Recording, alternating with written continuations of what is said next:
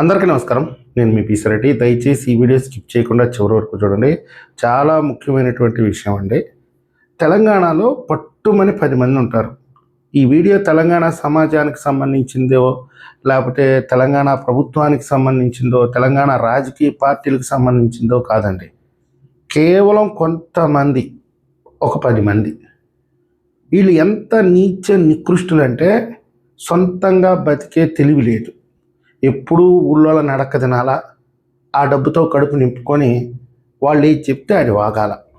ఈరోజు ఆంధ్రప్రదేశ్లో ఒక రాజకీయ పార్టీ వీళ్ళకి ముష్టి వేస్తే ఆ ముష్టికి కకృతి పడి ఈరోజు ఆంధ్రప్రదేశ్ ప్రభుత్వాన్ని, ఆంధ్రప్రదేశ్ ప్రజల్ని, ప్రజాస్వామ్యవాదుల్ని, సామాజిక కార్యకర్తల్ని పచ్చి బూతులు తిడుతున్నారు. మతాల మధ్య చిచ్చు పెట్టే ప్రయత్నం చేస్తున్నారు. ప్రాంతాల మధ్య చిచ్చు పెట్టే ప్రయత్నం చేస్తున్నారు. వీళ్ళు ఎలాంటి వ్యక్తులు అంటే పడుపు వృత్తి చేసుకుంటారు. కొంతమంది వాళ్ళ కర్మగాలి ఏదో ఆ కడుపు నింపుకోవడం కోసం అంతకు దిగజారిపోతారు. వాళ్ళల్లో అన్న నీతి నిజాయితీ ఉంటుంది. వరుసకి కొడుకు అయ్యే వాళ్ళ జోలికి వాళ్ళు పోరు, వరుసకి అన్నయ్య వాళ్ళ జోలికి వాళ్ళు పోరు, తండ్రి దగ్గరికి పోయి కొడుకు దగ్గరికి పోరు. ఎవడన్నా వయసులో చిన్నవాడు, వాళ్ళ బిడ్డ వయసు, వాళ్ళ తమ్ముడు వయసు ఉండి వాడు ఏదన్నా వీళ్ళని అడిగితే చెప్పుతో కొడతారు. నీ వయసు ఎంత, నువ్వెంతరా, నా బిడ్డ వయసు ఉంటుంది అని. ఇది వాస్తవాలు ఇవన్నీ. ఎందుకంటే ఇంత పచ్చిగా చెప్తే కానీ వీళ్ళ వ్యక్తిత్వాల గురించి మీకు అర్థం కాదు. అందుకే ఇంత ఘాటుగా చెప్తున్నాను. ఈ పనికిమాలిన ఎదవలకి ఆంధ్రప్రదేశ్ వాళ్ళు కూడా మన వాళ్ళే కదా, మన అన్నదమ్ములే కదా, నిన్న మొన్నటి దాకా కలిసి ఉన్నాం కదా, ఆ రాష్ట్రాన్ని నాశనం చేస్తే మనకేం వస్తుంది? 11 స్థానాలు పరిమితం చేసిన ఆ పార్టీకి మనం సపోర్ట్ చేస్తే మనకేం వస్తుంది? ఈ 2 ఏళ్లుగా ఆంధ్రప్రదేశ్ ప్రజలు వాళ్ళ పనులు చేసుకుంటున్నారు, అభివృద్ధి గురించి ఆలోచిస్తున్నారు, పెట్టుబడుల గురించి ఆలోచిస్తున్నారు. మనం ఎందుకు ఆ రాష్ట్రంలో ఏలు పెట్టాలి అన్న ఇంగిత జ్ఞానం. అంటే మనిషిని పుట్టి కడుపుకి అన్నం తింటే ఇలాంటి ఆలోచనలు వస్తాయండి. అంటే వీళ్ళు ఎంతకైనా దిగజారిపోయేటటువంటి వ్యక్తులు కాబట్టి 10 రూపాయలకైనా అమ్ముడుపోతారు. 100 రూపాయల కంటే వీళ్ళకి ఇంకా చాలా ఎక్కువ ఇచ్చినట్టు. ఈ ఎదవులందరూ కలుసుకొని సరే ఏదో ఎప్పుడన్నా డబ్బులు అవసరమైంది, ఆ వైఎస్ఆర్సీపీ వాళ్ళు కాళ్ళు పట్టుకున్నారు, వాళ్ళు ఏదో ముష్టి ఒక 1000 రూపాయలు వేస్తే మన గజ్జి కుక్కలాగా పడ్డారనుకుంటే అది వేరే విషయం. నిత్యం ప్రతిరోజు ఏదో ఒక ఇష్యూని తీసుకొని వస్తారు. సరే ఇష్యూని తీసుకొచ్చారు, ఇష్యూని ఏమన్నా సంప్రదాయంగా మాట్లాడతారా, పద్ధతిగా మాట్లాడతారా, విజ్ఞతతో మాట్లాడతారా అంటే అది లేదు. పచ్చిపూతులే. నిన్న కాలోజీ టీవీ అంట, అది కాలోజీ టీవీ అని పెట్టుకునే బదులు కుక్కల టీవీ అని పెట్టుకోవాలా. ఒక లోఫర్ గాడు నారా చంద్రబాబు నాయుడు గారు నరరూప రాక్షసుడంట, నారా లోకేష్ గారు పప్పుగాడంట, పవన్ కళ్యాణ్ గారు చెడబుట్టాడంట.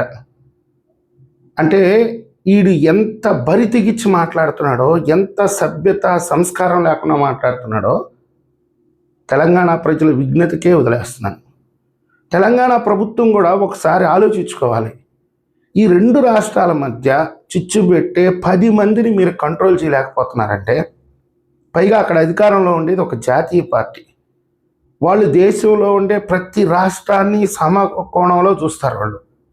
అలాంటిది ఈ 10 మంది అక్కడ చేరి ఒక రాష్ట్రం మీద, ఒక రాష్ట్ర ప్రభుత్వం మీద పనిగట్టుకొని విషప్రచారం చేస్తా, పచ్చి బూతులు తిడతా, 2 రాష్ట్రాల మధ్య ఒక విభేదాలు సృష్టించే ప్రయత్నం చేస్తూ ఉంటే తెలంగాణ ప్రభుత్వం ఏం చేస్తుందండి? అంటే మాకే దిక్కు లేదు, ఈ 10 మంది నోళ్ళు మేమే ముగించలేకపోతున్నాము, మీ గురించి మాకెందుకు రా అంటారేమో. సరే వాళ్ళ విజ్ఞతకు కూడా వాళ్ళని వదిలేద్దాం. వీళ్ళ గురించి ఒకసారి ఆలోచిస్తే, అరే అసలు మీరు ఏం ఆశిస్తున్నారు చెప్పండి ఫస్ట్. ఇప్పుడు రాష్ట్ర విభజన జరిగింది, 12 ఏళ్ళు అయిపోయింది, మా బతుకు మేము బతుకుతున్నాం. నిద్రలేసి అమరావతితో, పోలవరమో, రోడ్లో, విద్య, వైద్యం, ఉపాధి వీటి గురించి ఆలోచించుకుంటా ఉన్నాం. ఎవడు పని వాడు చేసుకుంటా ఉన్నాడు. మీ పని కూడా మీరు చేసుకోండిరా. మీకెందుకు నిద్రలేసి ఆంధ్రావాడు సంకనాకుతుంటారు? అంటే బతకడం చేత కదా? ఆంధ్రావాడు డబ్బులు ఇస్తేనే బతుకుతారా మీరు? ఆంధ్రావుడు డబ్బులు ఇకపోతే మీరు బతకలేరా? అంత విశ్వాసం ఏంట్రా మీకు? నాకు తెలియకడతాను. వాళ్ళు వేసే ముష్టి మీద అంత విశ్వాసం ఏంటి? మీకు ఆత్మాభిమానం లేదా? అరే ఈ ముష్టి బతుకు బతికే కంటే కష్టపడి ఏదైనా కూలీ నాలి చేసుకొని బతుకుదాం అన్న విజ్ఞత కూడా లేదా మీకు? ఈరోజు రాష్ట్రంలో మీ 10 మంది వైపు ఎలా చూస్తున్నారో తెలుసా? అసలుకి పాకిస్తానీ ఉగ్రవాదుల కంటే మీరు ఒక 100 రెట్లు ప్రమాదకరం. ఒక 100 రెట్లు ప్రమాదకరం. వాళ్ళు పాకిస్తానీ ఉగ్రవాదులన్నా నయం, ఏదో ఒక 100 మందిని చంపేసి వెళ్ళిపోతారు.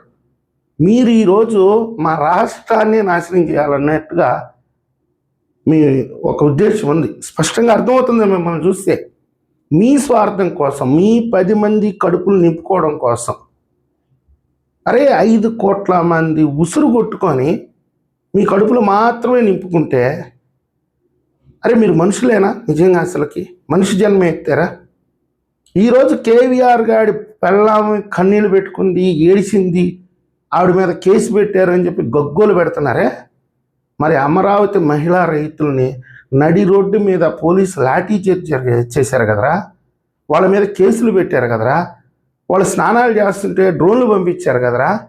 పనికి మాలిన చెయ్యి. అసలు మిమ్మల్ని నా కొడక అనాలన్నా కానీ నా కడుపుని ఇలాంటి నీచి నికృష్టులు పుట్టరేమో అనిపిస్తుంది.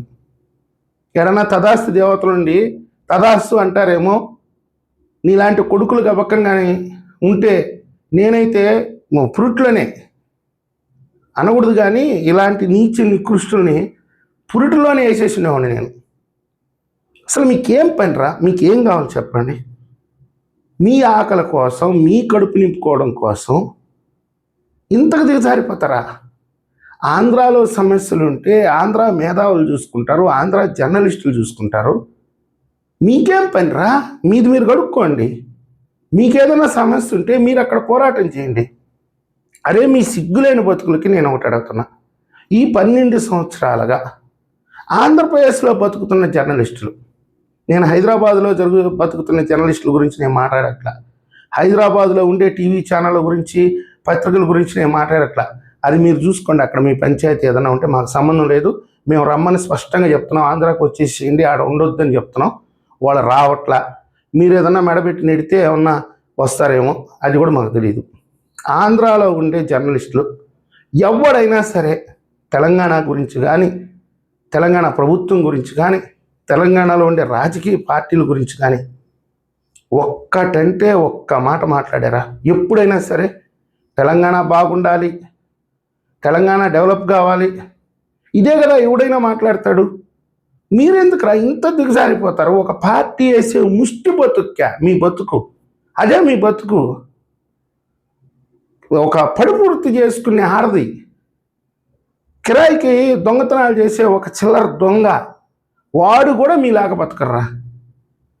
ఒకటేదో ఒక ఛానల్ పెట్టేసుకోవటం, ఒక కెమెరా పెట్టేసుకోవటం, వెనక ఒక టీవీ పెట్టేసుకోవటం, మీకు మీరే జర్నలిస్ట్ అని ఒక బోర్డు తగిలిచ్చేసుకోవటం, బూతులు తిట్టడం.